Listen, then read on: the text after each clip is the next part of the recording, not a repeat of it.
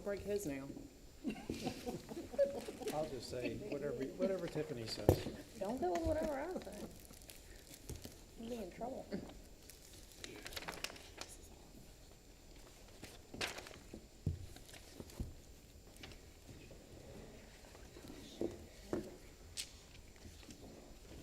Why is everything so quiet right now?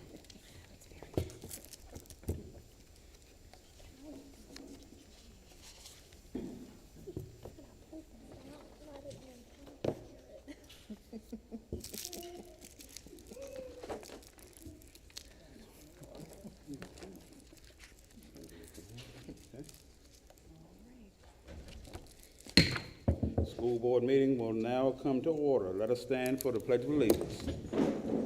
It's trying to fall off the stage. To the flag of the United States of America and to the republic for which it stands, one nation, under God, indivisible, with liberty and justice for all.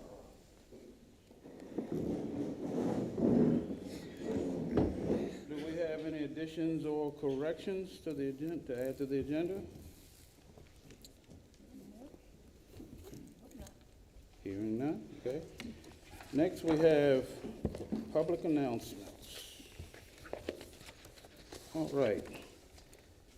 May the 18th, we have baccalaureate at 7 p.m. at Harmony Grove Baptist Church. May the 20th, Bridging Communities Workforce Signing Day at 6 p.m. at New Kent High School. May the 22nd, Bridging Communities Commencement at 6 p.m. at New Kent High School. May the 29th, Senior Parade at 8:20 a.m. at MES St. Clair Walker and Middlesex High School. May the 30th, St. Clair Walker Promotion Ceremony at 8:45 a.m.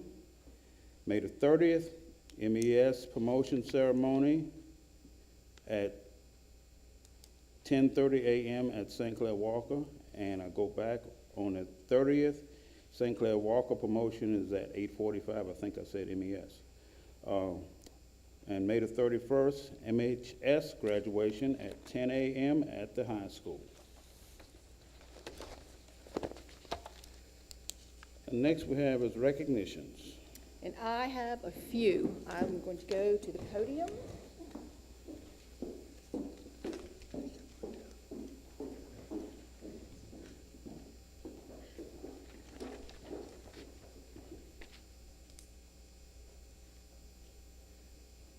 And I would first like to invite Mr. Kenny Word with RRM Architects to join me at the podium, who has traveled here from Northern Virginia this evening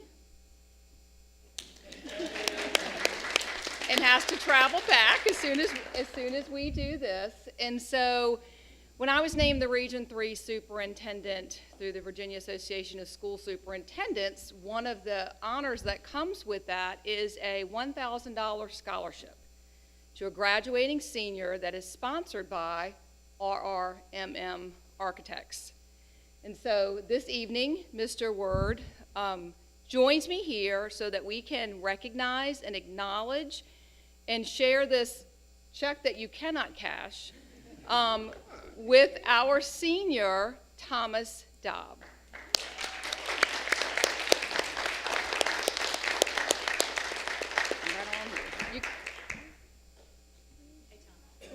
You can go this way. You can just stand right up here, Thomas. Yep. Question, are you going to UVA? Good man. Oh, I tried. Is there anything you wanted to say? Yeah, sure. So my name's Hayward, as I said, with RRM Architects. Every year I have the honor of traveling around the state giving away money, right? So all of our regions, we recognize all of the regional winners every year for, it's our way of giving back to the community, but more importantly, it's to honor these great educators for all that they do, teachers, students, and administrators within the respective districts. So very, very happy to be here. Thank you.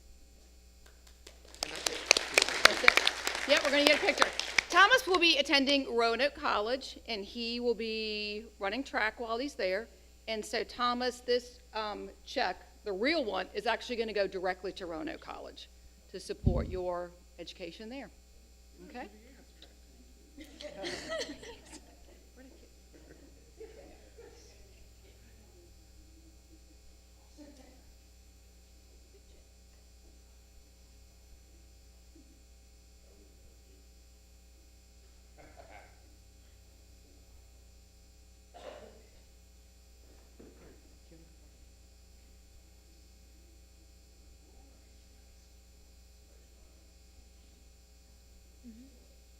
You get blurred. It's like we don't even exist.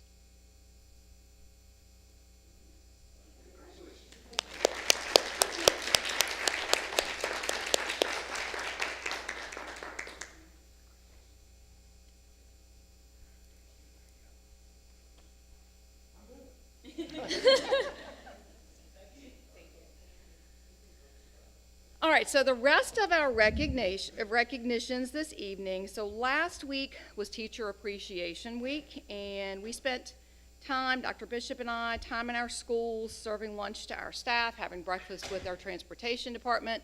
Within our schools, all of our teachers and staff were treated most kindly by their administrators also. And so also last week, all of our schools announced their Teachers of the Year. And this evening, we are going to recognize each of them from their respective schools, and then a determination will be made on the division-wide Teacher of the Year, which will be announced at our end-of-the-year ceremony, which will be on May 29th. And so as I call your names, Teacher of the Year, please come down here and stand with us. And so I'm going to start with Middlesex Elementary School. And the Teacher of the Year for Middlesex Elementary is Mrs. Laura Longest, who is one of our third grade teachers.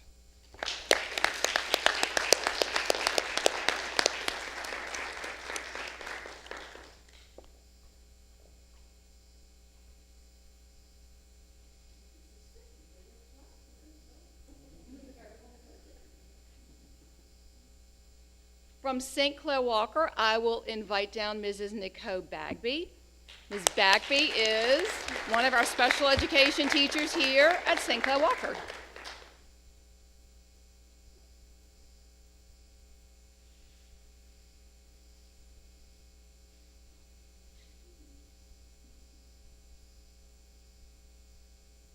And then at Middlesex High School, I will invite Angela Johnson to join us down. And Mrs. Johnson is one of our, but it looks like we might have the wrong picture of Ms. Johnson because she needs to be wearing a Charger blue shirt. Ms. Johnson is one of our mathematics teachers at Middlesex High School. And I don't know if she's here this evening, so we'll make sure that she gets her banner. But thank you to our Teachers of the Year and actually to all of our teachers in Middlesex County Public Schools.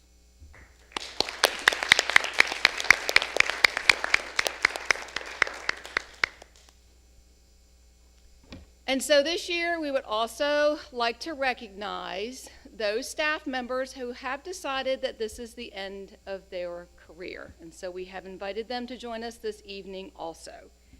And so first, I would like to, same thing, we'll have you come down and stand down front.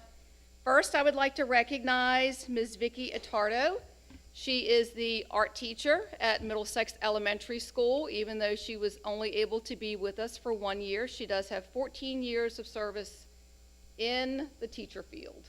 So thank you. And I'll have you just wait here with everybody else. Make sure my order's the same order that I had Kim put this together. Next, I will have Heidi Dameron join us down front. Heidi's got 16 years of Middlesex County Public Schools. Heidi and I started together in that tiny little special education classroom in third grade. It was the start. I'm going to make sure my order is the same as the order that's on here, and it sure is. Next, I will invite Ann Baltrasitis, or more affectionately known as Ms. B. Ms. B is a school counselor at Middlesex High School and has been with us for 22 years.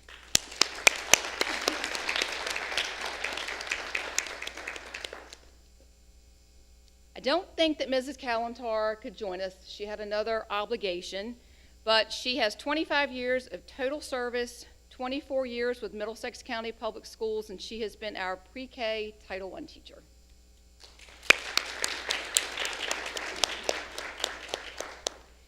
I don't think that Vicki joined us either. Vicki actually retired in the middle of the school year, but we had her here for the end of the year. Recognition with her 27 years with Middlesex County Public Schools. She first started as a substitute teacher, and then she finished up here at St. Cloud Walker as an administrative assistant and bookkeeper.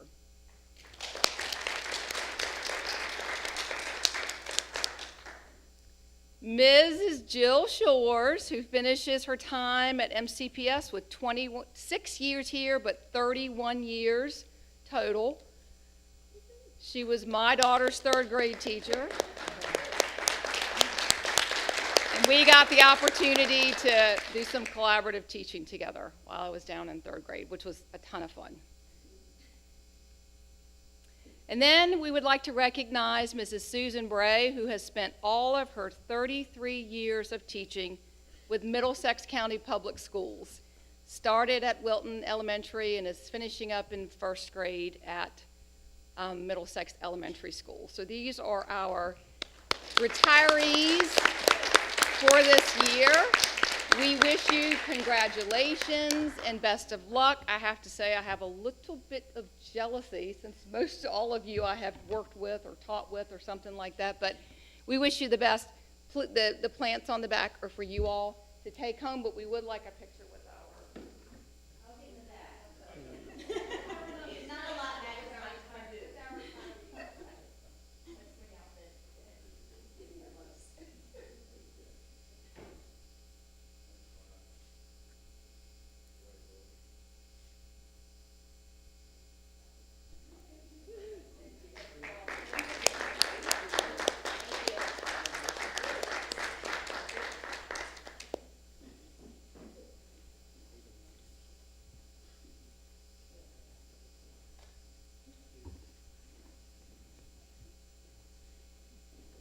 And then last but not least, one more recognition. Since tonight is actually the last school board meeting of the school year, we would like to recognize our student representative, Ms. Anna Crown, who will be graduating in 3 weeks and headed off to college, and I understand to pursue a career in education.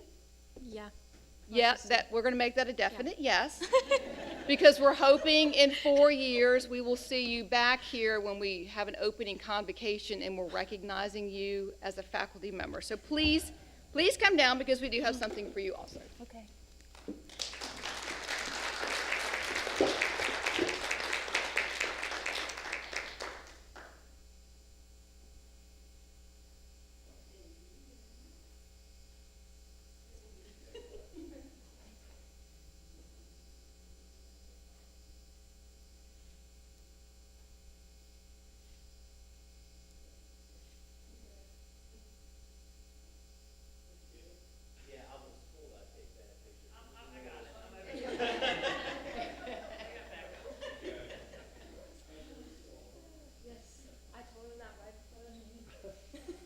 And those are my recognitions for this evening.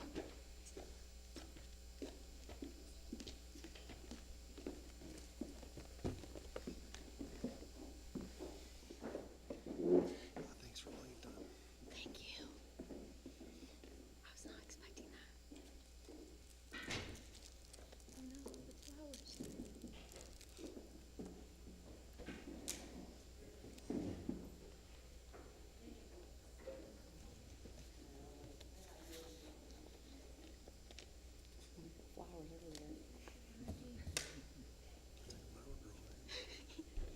All right, next we have educational highlights.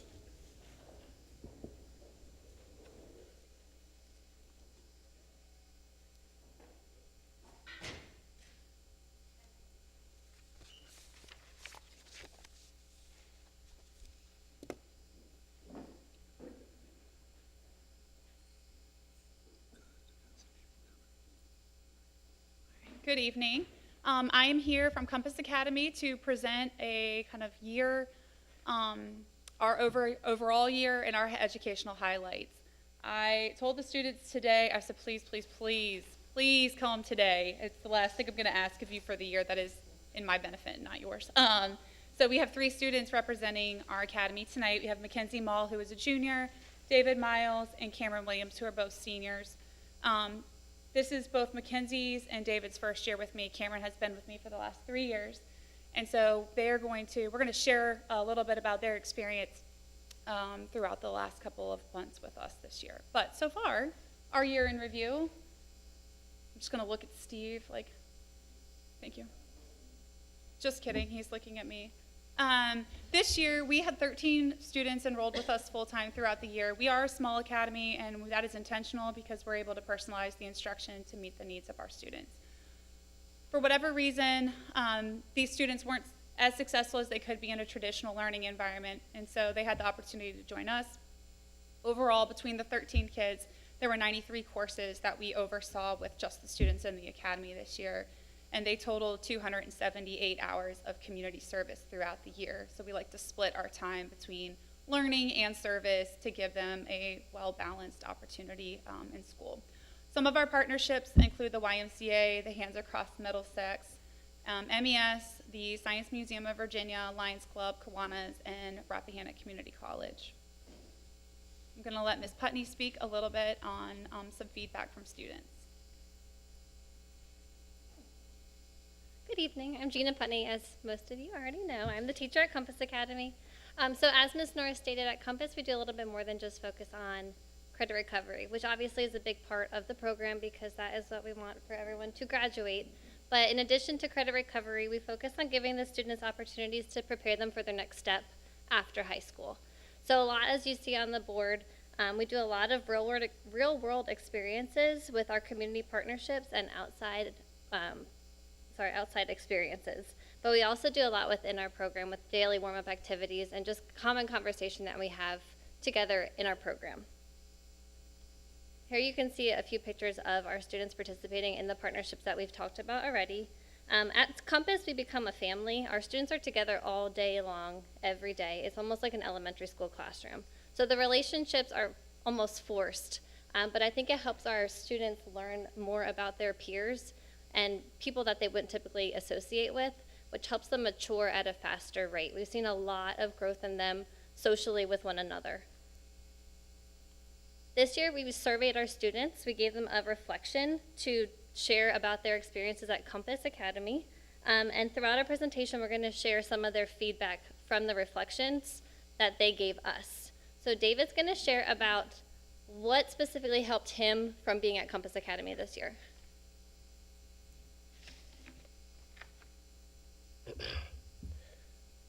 My name's David, and I'm a senior at Compass Academy. At Compass Academy, I had started off with 14 classes, and I recovered all of them with the help of my teachers and Ms. Norris. And I had a really fun time there, and it was helpful for no. Oh yeah, and I took 4 end of the year SOL tests and passed, and I was able to graduate because of their help too. Also at Compass Academy, I'll be able to work at my own pace and also be able to help other people too. That's all I got.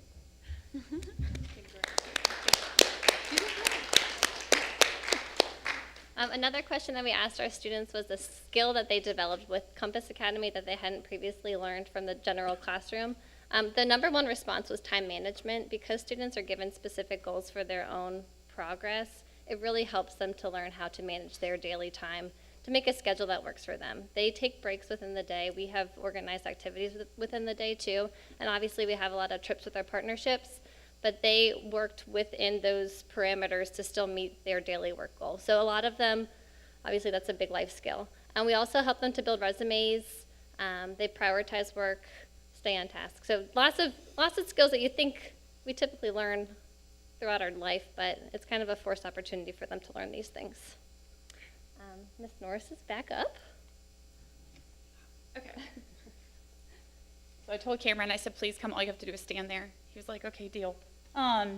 So Cameron has highlighted on this slide something that was unique this year that we haven't had an opportunity to, it's not that we haven't had an opportunity, that we were really able to build upon this year, was our partnership with not only MHS and their not extracurriculars, but their elective classes, but also Bridging Communities and RCC. So this year we had several students participate in these courses that you'll see behind you: band, sports marketing, entrepreneurship, carpentry 2, welding, dual enrollment African American studies, and dual enrollment marketing. And we were able to transport, largely due to and thanks to transportation, we were able to provide them transportation to and from the high school so that they were able to continue these courses. One thing that we've worked really hard with MHS on is continuing the opportunity for these kids to find joy in what they like and make sure that they're prepared for after high school. There are so many different things that each one of these students and all of our students in the division face that we don't see on the outside. And like Ms. Putney shared, we're with them all day, every day, so we really get to know those things that they're facing. And these opportunities, like Cameron has had in welding the last year, are things that are unique opportunities for them to really build character and life skills and walk out of high school with a path and with a career in mind. So that has been something that we are very proud of working with MHS on and continuing. I'm going to let Mackenzie speak a little bit about a service learning project that we did this year. Good evening, my name is Mackenzie and I'm a junior at Compass Academy. This year we completed a service learning project called Mighty Middlesex. We worked with the elementary school to help kids learn about making healthy choices and supporting mental and emotional health. With our project, we sent out monthly newsletters to MES families focusing on healthy habits. We also started the Lunch Buddies program where we ate lunch with pre-selected students once a week. Our focus was to provide a positive role model to support the students' emotionally and mental well-being. The service learning project was really enjoyable, although it was tiring. It was great to feel connected with the children in our community and see their excitement each time we visit us. That is my spiel. Great. So one of the things that she touched on, I think, was that they have an opportunity, or at least I heard, was that to build confidence. So we have a group of students that really didn't find their path, and sometimes they're still working on their path, but they have found confidence in themselves. We have watched them grow over the last couple of months, years, and they are totally different kids now than they were when they got to us, and we are incredibly proud. This was some of their feedback on things that they've felt accomplished in. David actually said the other day he's participated in Lunch Buddies, and there's a little kid that comes up on stage frequently, but the one day he was not able to go, that student did not come on stage, and he said, I'm not coming up here unless David's here. And so when we shared that with David, hey, we need you to come next time, or would you like to come? This student really missed you. He said, I didn't realize how important I was. And I think that that's a big emotion. That's a cool feeling to know that you matter that much to somebody else. So we are very proud of them. They are proud of themselves. These are some things they shared about why the learning at Compass is different than the traditional high school, with the flexibility and some of the things that Mrs. Putney took on or talked about. I can't talk either. But all in all, we just want to thank you guys for the opportunity to share with you and share about a program. Thank you.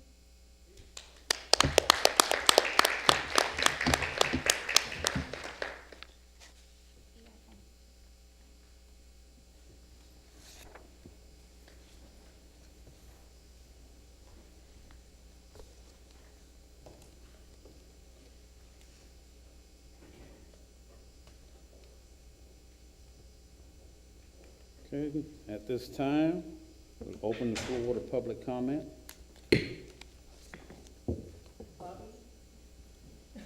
Bubby Crown, Hartfield. You'll pass, okay. I like that he wrote just Bubby on him. Dawn Morris, Saluda.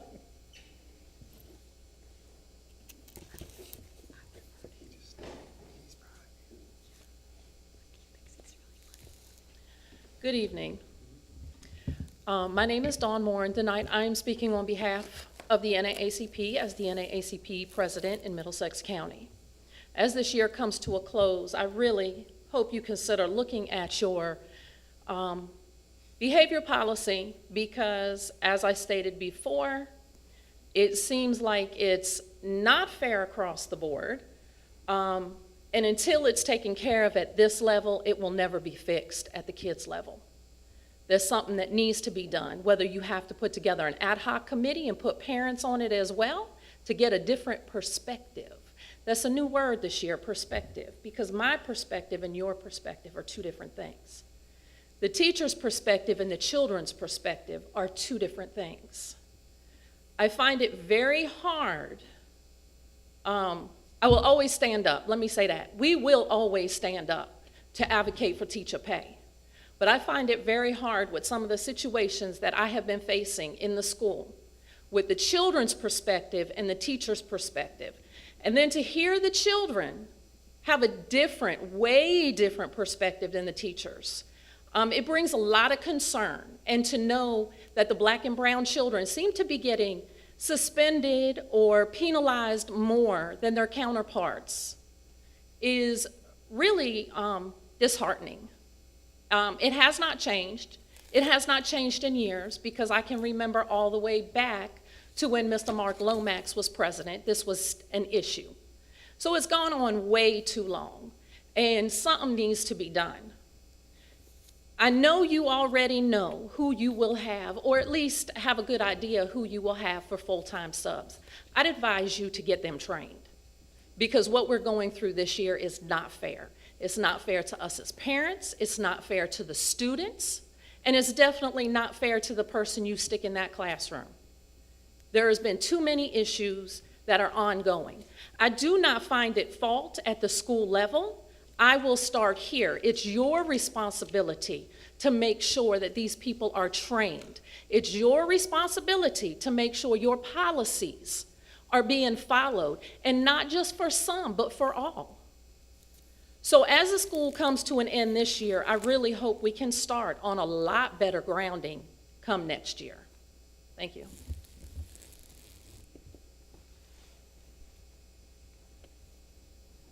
That's it. All right. At this time, public comment is closed. All right. Board members. Committee reports.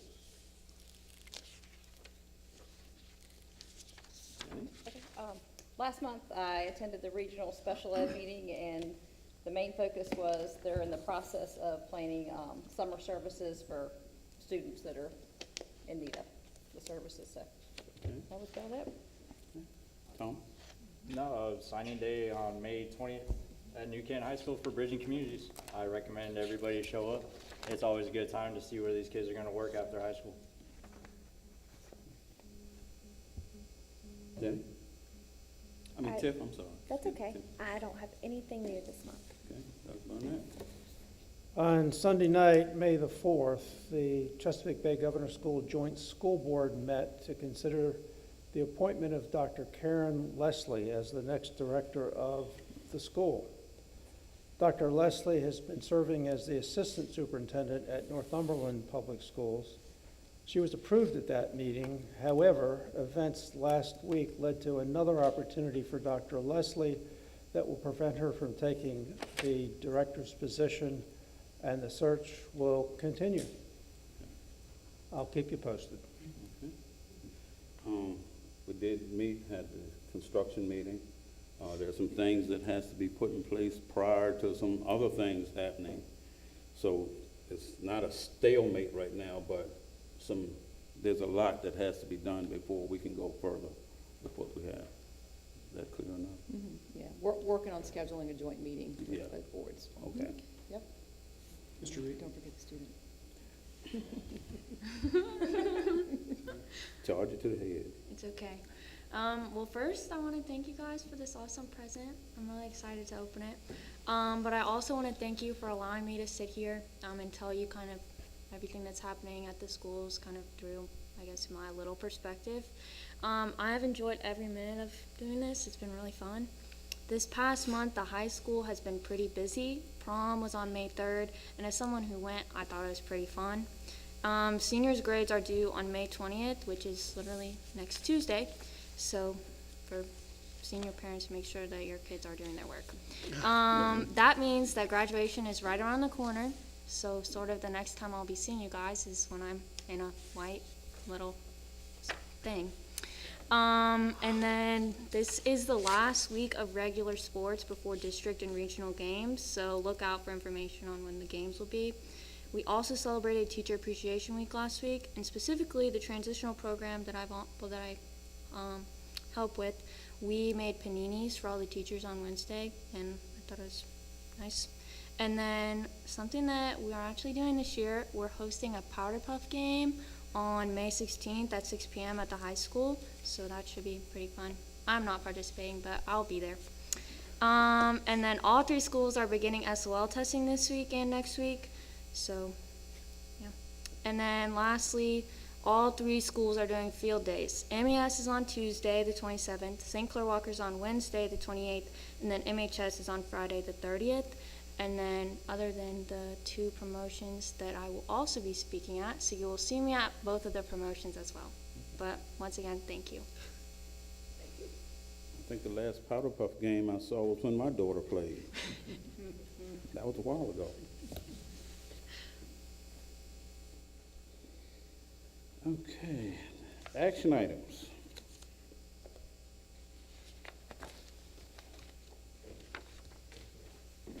Let's see.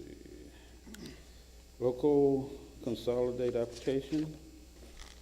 And that's Dr. Bishop. All right. Dr. Bishop's gonna share that. Okay.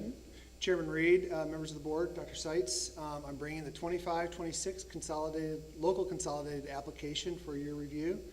This is the Every Student Succeeds Act application, refers to the single application that combines multiple funding requests and program proposals. The following titles include Title I, which is our largest proportion. It's improving the academic achievement of the disadvantaged. The purpose of Title I is to provide all children with significant opportunity to receive a fair, equitable, and high-quality education. We receive over $400,000 for that, and the majority goes to salaries and benefits for staff at the elementary school, which is considered a Title I school-wide, a school-wide Title I school. Title II is preparing training and recruiting high-quality principals and teachers. Federal funds award under Title II to support programs to increase academic achievement by increasing the number of qualified teachers in the classroom and increasing the effectiveness of teachers and principals by holding school divisions and schools accountable for improvements in student achievement. A kindergarten teaching position will be funded in support of decreasing class size for that, and that's Title II. And then Title IV is student support and academic enrichment. This is the funding that supports Compass Academy. This is about $28,000. Title IV program provides funds for programs and activities to improve students' academic achievement, as you have seen this evening. Increasing the capacity of local school divisions to provide all students with well-rounded education and improved conditions for learning. And that is Title IV. And those funds are for, if you have any questions, sorry. Does the school board have any questions about the consolidated application? I have a question that you may not be able to answer, but is there any indication, at least in your informal grapevine with other peers that you talk with, about the likelihood that these funds are going to continue to be available, given what's going on up in Washington? I should say that Karen and I we work together with Title I's. I don't want to take over that because she does all the numbers and I try to work, we work together in tandem. Our latest training, Karen? Title I is safe at this point. We'll be looking at Title III and possibly Title II in the future, or excuse me, Title IV. Title IV and Title I will be the ones that we may in the future have to come up with an alternate plan for. But the Title I funding, Title III funding, and the IDEA funding are safe at this point. At least for another year? For now. For now, okay. And to be clear, we did survey the community. We put a survey out 3 weeks ago. The overall trends include concerns over screen time. They want less screen time. They want more, interaction, more student students interacting. And then following that is the need for social, emotional, and behavioral supports. So those are the two biggest concerns with parents. Of course, parents always want to have more and better communication with the schools, which we're consistently striving to do better at throughout the school year. Okay, you're speaking about the screen time. Is that in conjunction with what the governor has proposed? It probably was, it came, that survey came at the same time, but we have already, at all schools, at the very beginning of this school year, we have a cell phone free school. So we've started at the very beginning under Dr. Seitz and the principal's leadership to start right at the beginning to say, you know, from bell to bell, which means that first bell in the morning to the last bell in the afternoon, that the students are not on their phones. In terms of screen time too, there is a concern, you know, having the laptops open and having the students on laptops too much as well. So we are aware of that, and, you know, looking at more collaborative, innovative ways to engage our students. You know, 10, 15 years ago, it was all about one-to-one, and bring one-to-one to schools so the students can, you know, have more access to the computer and the applications. But we've kind of made a little change. We want more communication between students and more interaction within the classroom. Teachers are aware of that, and to build more better speakers, better communicators, and the best way to do that is kind of closing that computer and working together as a classroom. And I think that's what parents are thinking about as well. I have a question. How is the cell phone policy being enforced? It's enforced at the school level. The first enforcement, I'm going to look over to Susan, but the first is a warning. Phone's taken, first time. And that's pretty clear because it's Susan, we've also noticed that last year at the high school, students were able to bring their phones to the lunchroom. Now they're not. Now they're talking. Now they're communicating with each other. So the phone's taken. The second time, parent picks it up. Third time, they're not allowed to bring it into the school. They could park it at the front office. Is that correct, Susan? And that's how we're enforcing it. Do you have any data on how much disciplinary action has been taken related to cell phone use? Anecdotally, and I don't want to speak with Susan, but you know, with more, and Anna, you might want to chime in as well. Without having, you know, a lot of cell phones, that means there's less chatter with, you know, online Snapchat and Instagram and all that sort of stuff. So they're more focused on, you know, communicating with each other rather than communicating through the phone. So that does help to decrease that social interaction. Anna? I feel like that's right. The lunchroom is really loud now, so. That's a good thing. Sometimes. Kids are talking. Were you asking about discipline related to students using the phone and having it taken away? That's something that we could pull, yeah. We could, yeah. I know that the message at the beginning of the year was very consistent across the board and lots of reminders for students that they're off and away. We did change a practice at the high school probably about mid-year, and that was from feedback from the teachers because the high school had what we called a parking lot, so they'd come in and put their phones in something and then pick them up when they walked back out.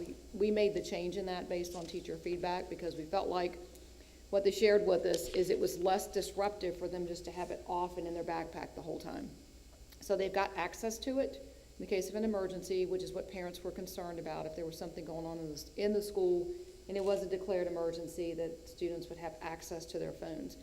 Otherwise, they are off and away. Yes, there are reminders that need to be given from time to time, and yes, there's been some incidents of, you know, someone trying to get away with it a little bit, and then that has to be addressed. But we can pull the data, but I know it's been minimal. Just recently, actually, when I was at the Virginia Association of School Superintendents conference just a couple of weeks ago, the chief academic officer asked me to send just a little blurb for the newsletter that goes out weekly from the state superintendent to describe how smooth our transition was to cell phone-free education. And so that was in, I think, last week's newsletter that comes out from the state superintendent. So. And I think pretty much all the board is looking for is consistency. That's what we're looking for. That's right. I will tell you, the consistency was good this year because it started at the beginning with teacher training as well. We had teacher training at the beginning of saying, this is what your classroom needs to look like. This is how cell phones need to be handled. So that has helped, having everyone on the same page. I'm sure it's challenging. It's certainly a change in thinking and culture and a lot of that for students and adults, yes. Thank you. Is there anything that we should look at while we're going into the summer to maybe improve upon for this next coming school year?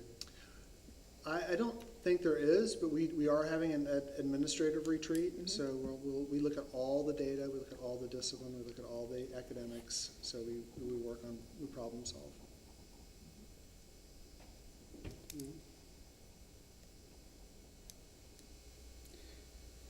All right. Next we have. Oh, wait, so you have to approve it. Oh, I'm sorry. I'm sorry. There has to be a motion to approve Okay. it, the consolidated. Okay. Could I have a motion? So moved. Second. Moving properly second. Any questions?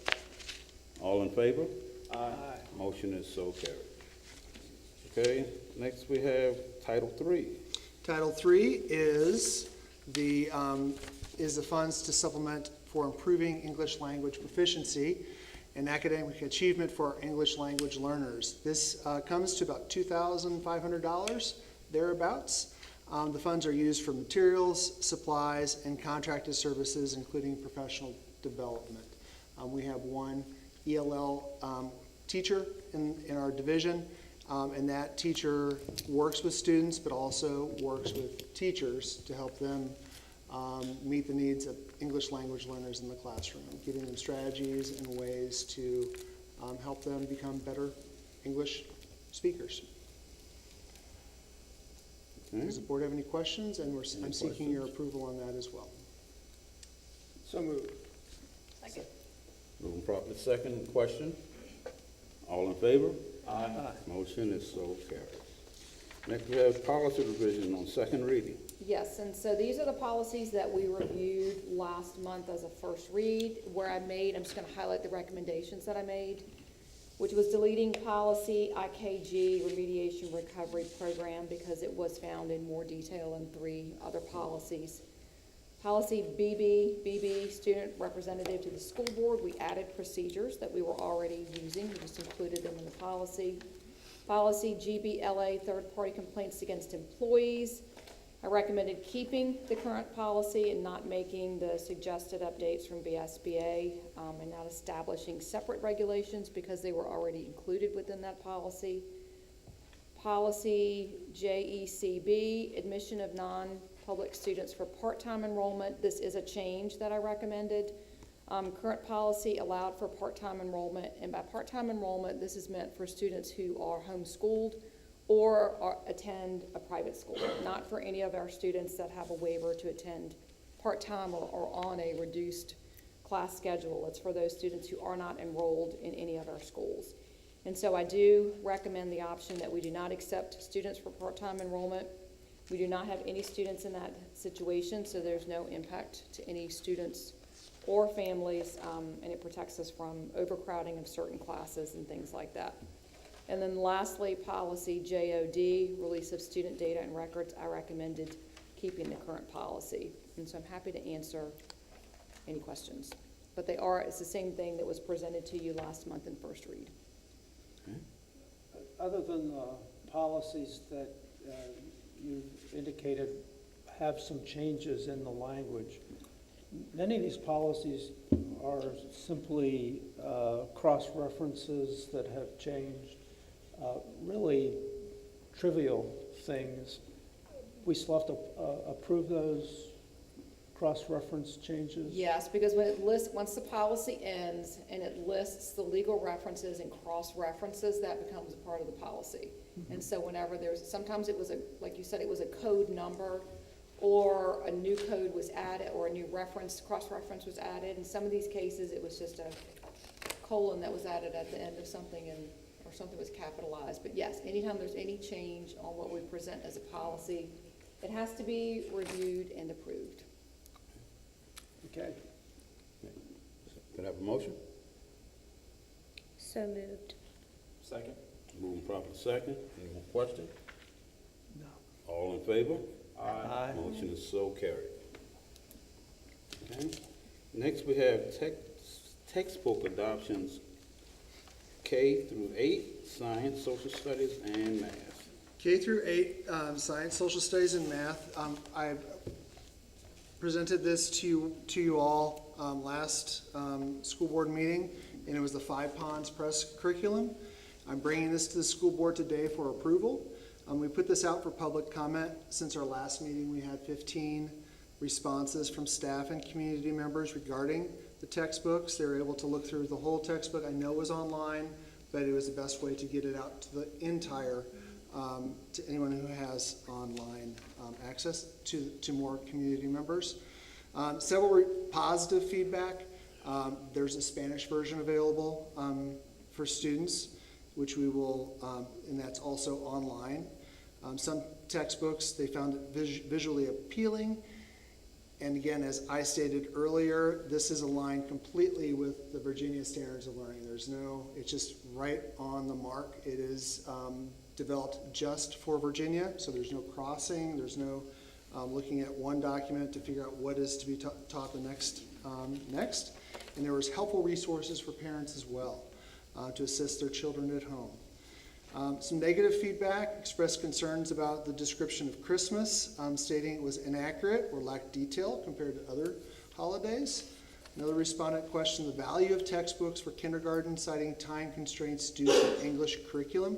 Understandably, we have new English standards and working to get those students to read better, but it is building background knowledge. Again, in grades kindergarten and first grade, we purchased textbooks for those 2 grade levels, not online textbooks, so it's really hands-on. One person talked about the capacity to provide adequate teacher training. We have already set up professional development for our pre-service week for 5 Ponds Press. So we have 3 different in-person professional development from 5 Ponds Press. That was from the social studies side. The positive feedback from the science side: it's easy for teachers to engage, thorough but not overwhelming. Some teachers or some respondents disliked textbooks in general and concerned about publishers' capacity for teacher training.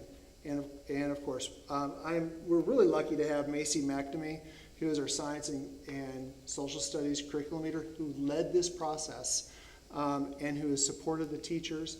She's already purchased science resources for experiments for those, like foil and borax and all that sort of stuff already. She knows what's going to happen. She's aligning that so that the teachers are going to be very supported in this process.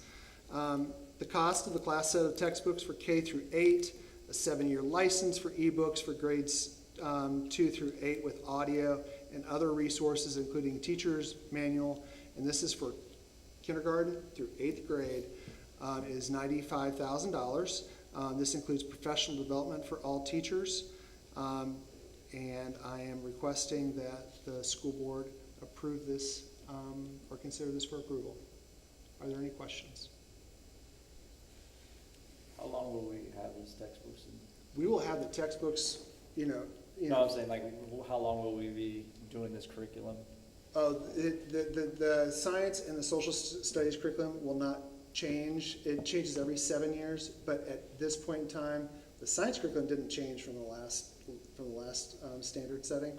Not much. More environmental science did. So it is very consistent. The social studies curriculum just changed. I do not foresee that having any major changes at the next go-around.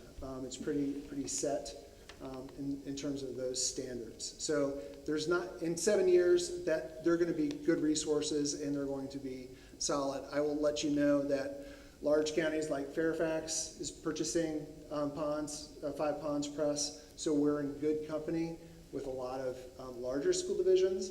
And the teachers do really need not only a textbook, but a resource to kind of just really, because they're math standards, English standards, you have science and social studies standards, especially at the elementary level. Providing more resources for those teachers is important. Any more questions? I have a quick question. How do they determine the price? It sounds to me like it's a great resource, so I'm not questioning that. But when you said that larger school districts like Fairfax use it, is it based on per pupil? Is it based on? It's based on textbooks and per pupil. So if you Okay. purchase, I have the list right here, and we really try to squeeze as much juice out of this as possible, and be stewards of the funds from Middlesex. The textbook, it's a hardcover textbook for kindergarten. We're purchasing 100 textbooks, and they're $45 a piece. We are also, whenever you purchase an online license, the textbook that we're purchasing is half off. So, but the online license is for 7 years.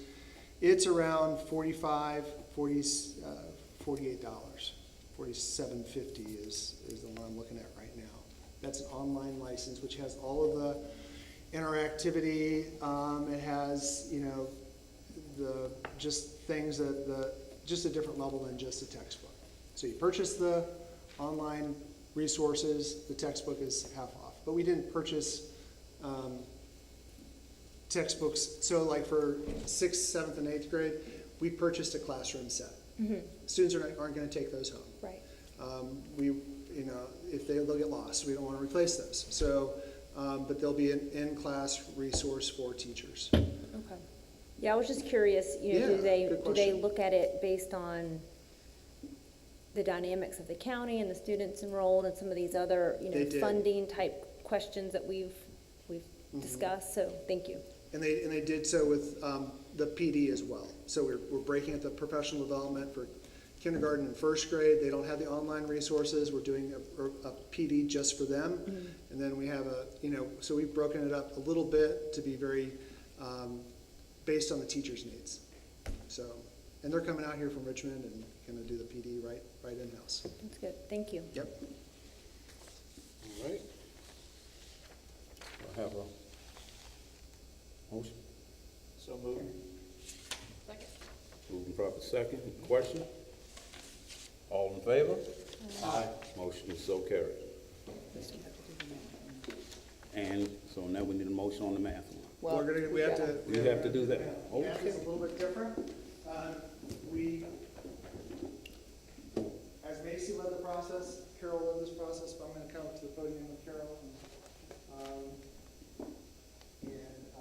As she's also, with the math standards this year, and really working with the teachers on this, but I'm going to have Dr. Walsh. Go ahead. All right, okay, great. Thank you. Good evening, Chairman Reed, school board members, Dr. Seitz, Dr. Bishop. I'm here this evening to share with you the process that the mathematics curriculum review team went through this spring, and our selection, our choices for mathematics textbooks, and the materials for your approval for our upcoming school year. So I just want to share the timeline with you as to what we did this spring. We were really in math on a very fast track, because if you see in March of 2025, this past March, the VDOE approved the final list for textbooks. There were some that came out in the fall, but we decided to wait until everything was approved in the VDOE so we could review all the materials to make sure that we selected the most appropriate ones for our students. Then in April, right after spring break, our curriculum review team came together. We met weekly. They went back after our meetings with homework to review materials and came back and had discussions and came to consensus about a final selection for the K-5 and 6 Algebra 2 materials. We did ask them to look at something K-5 because we wanted that continuum in the elementary school. Sometimes we have teachers that move grade levels. If they're familiar with the textbook materials and the resources, it makes it so much easier for them to use those. Also, it's nice for the students because of that vertical alignment in textbook materials. We also did the same thing for grade 6 through Algebra 2 materials as well. And then things were, the 2 that we selected were sent out for review by stakeholders, and we got some information I'll share with you in just a moment. And then tonight we're presenting our choices to the school board for your approval. But I also want to share with you what our teachers went through, our curriculum committee went through. They had a rubric that they had to address, and based on they picked their top 2 textbooks and their curriculum. We went through all of that, and they did a rubric, and then that's where their final choices came from. The first thing they really looked at was the alignment to the Virginia standards. As you know, Virginia is different, so we're not Common Core. Sometimes textbooks say they're aligned, but we get an alignment document that's off to the side.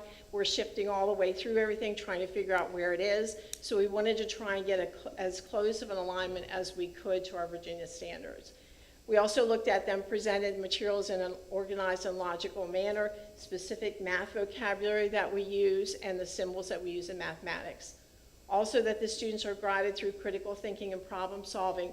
Our new standards that we have this year, that we're in now, they embedded the process standards within the standards. So students are analyzing, examining, using representations, communications. All of that is in our standards, so we wanted to make sure that our materials had that as well. And that we use a variety of representations. The lesson plans provided a lot of instructional practices, whole group, small group, individual intervention, those types of things. And then also that a digital platform, because everybody's going digital with these things now, that it's very easy for the teachers to use and to navigate, and for our students as well. We also looked at supports for English language learners and exceptional education students, and also that we had assessments both formative and summative within the materials. So the textbooks and the curriculum that our committee came to consensus about were from kindergarten to 5th grade, KIDM, which is 92% aligned with the SOL. That was the highest alignment of any of the resources that we looked at, K-5. And then grade 6 through Algebra 2, Math-Based, which is 100% aligned. Math-Based was actually written for Virginia. It's a textbook that's written for our Virginia standards, which is something we've not had. So that's, those are the 2 that we're bringing to you today. I would like to read to you a couple of things that were received from the stakeholders that we sent out. They were largely supportive of a textbook adoption. The last time we adopted math textbooks was 2012. So it's been a long time since we've had textbooks for our teachers. They also were concerned about the formatting. Like I said, a lot of things are online, but they also wanted students to have something in their hands as well. And we do that with Math-Based and with KIDM. Math-Based, we're asking to buy classroom sets of textbooks so that the students are not online all the time. With KIDM, there's not a textbook, but there are workbooks, but not all students are going to get workbooks, but teachers can select the materials that they want to use that are paper pencil for students. So so we're going to make sure they have opportunities to be online, but also offline working with other students. The other things they viewed were the alignment and they were user-friendly, and that it was very accessible to the students. With Math-Based, they also got, we received feedback about engaging online activities, and again, the availability of physical copies. There was a concern with our stakeholders stating a desire to reduce, like you had talked about earlier, screen time for students. And that is something that we want to do. The other thing that is really nice with KIDM, there are slides presented for teachers, but they are editable slides, and we plan every week for math.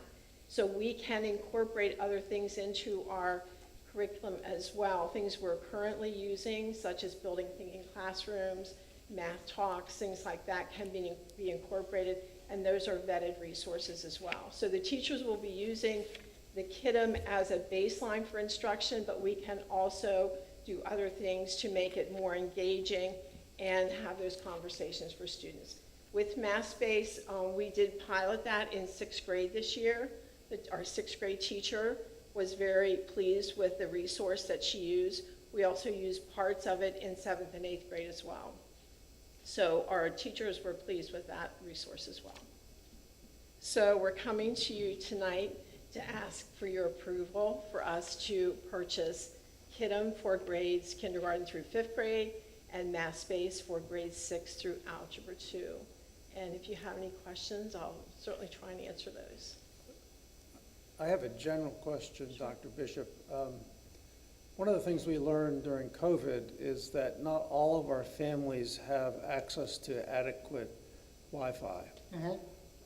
How much of this online textbook will be accessed outside of the school boundaries? So they're not using our Wi-Fi, but they're using home Wi-Fi. Our principals and our teachers are very aware of that inequity, and most, if it's going to be online resources and it's going to be interactive, it will be in the school day.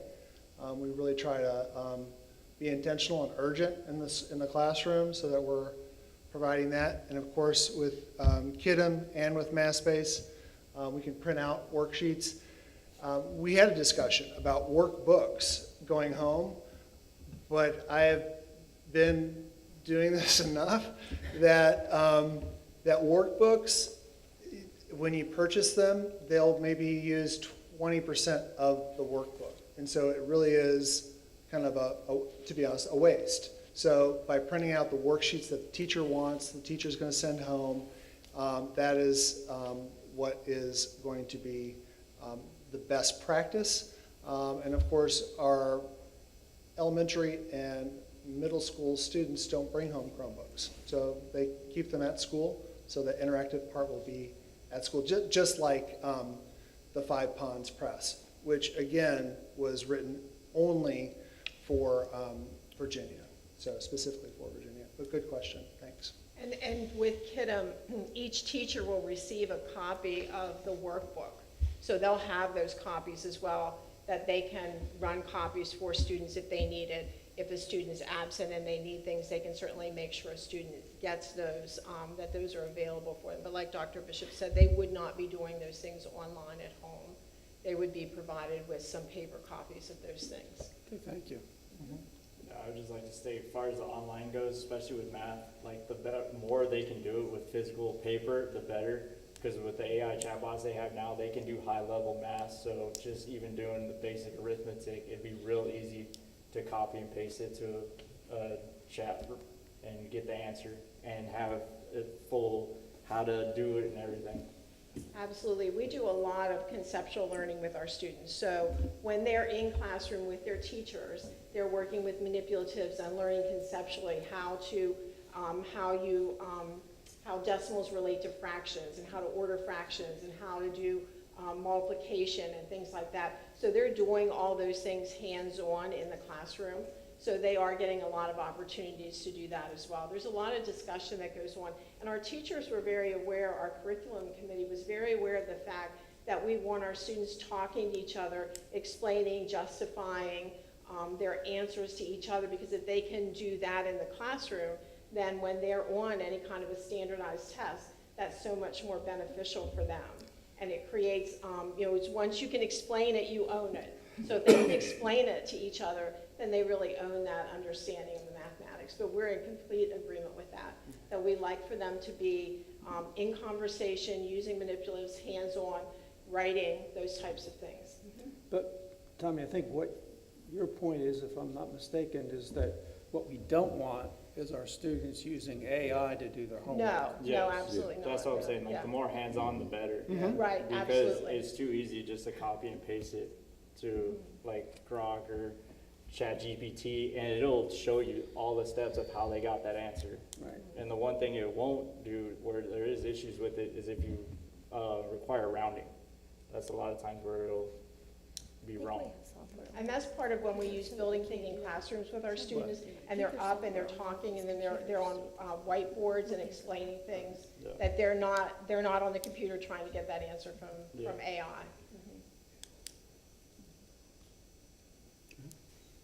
Any more questions? Okay, could I have a motion on the math? So moved. Second. Moving properly second, and question? All in favor? Aye. Motion is so carried. Thank you. Thank you very much.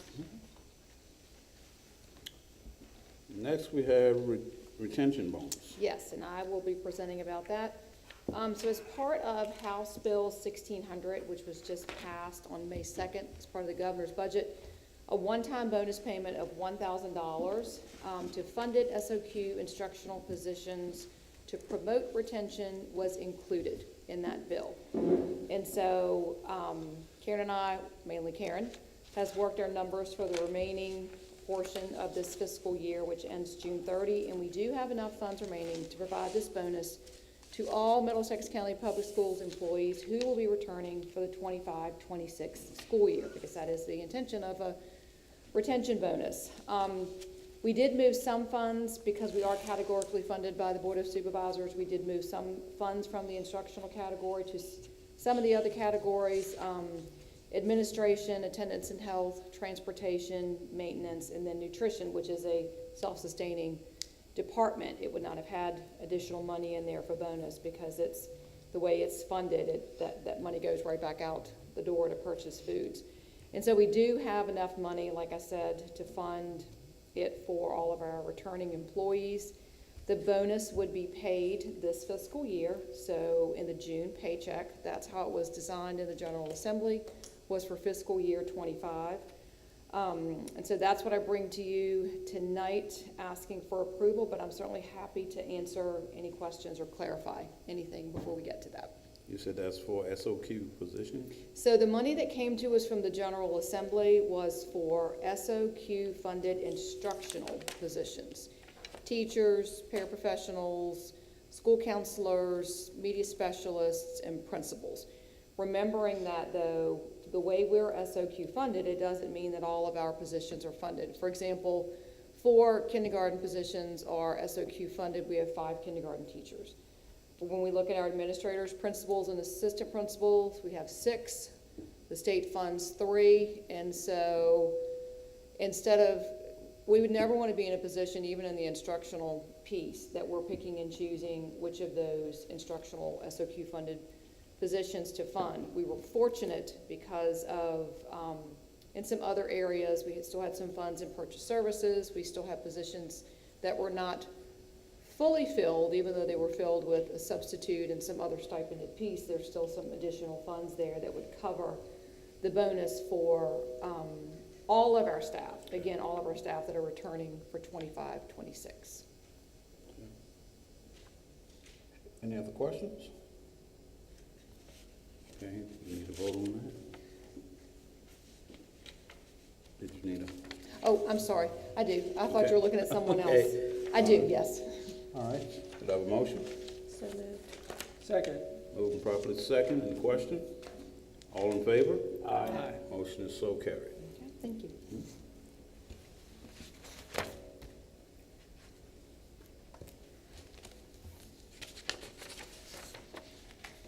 All right, next we have is information items again. Dr. Bishop. Very short. As we end this awesome year at MCPS, we are already gearing up for pre-service week scheduled for the 25-26. It's already taking shape of professional development. We're making plans to bring our new teachers into the fold at Middlesex by including their mentors at the very beginning of the week before all the teachers come back. We're balancing our demands for professional development, which are a lot, with the demands of teachers needing that time in the classroom. So we're really being thoughtful not to overwhelm the teachers in those 7 days that they'll be there. And we're working on this throughout this the end of this year through the summer, looking at testing results to help our teachers prepare for the upcoming school year. So just want to let the board know that we're already making plans for 25-26. All right, superintendent's report? Yep, and I will try to be brief also. As I shared earlier, the governor did sign the budget recently. We are still working off of an older calc tool, so I don't have any other budgetary updates until that final tool is updated, but we do know, as I shared, the bonus piece was passed. As Anna shared, we are almost at the end of the school year. We have 13 school days remaining, believe it or not, and you have been provided a list of events for the remainder of the year. It is, everything is pretty fast and furious right now. Last week, Dr. Bishop and I attended 2 different band concerts here. One was 6th grade and then 7th and 8th. Concert band and honor band. Tomorrow night is MHS band, which is here. Wednesday night is MHS choir, which is at the high school. We also attended the production of Big Bad, which is our 4th through 8th grade drama production with some high school help. And then, of course, as Anna shared, there's lots of sports activities going on as we finish out the year. And Dr. Bishop and I are working on the details of our administrative retreat, and that's with our administrators, our directors, and our principals. That'll be held on June 4th and 5th, where we will review our strategic plan, analyzing data from this year, and identifying focuses for next year. And as he shared, we're already working on the plans for next year. And so that's my update. Thank you. Anything else from the board? Do we have any old business? Any new? Okay.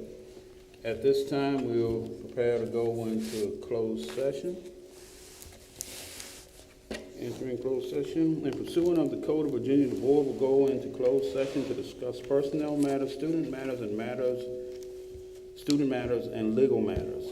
May I have a motion to go into closed session? So moved. Second. All in favor? Aye. We are now in closed.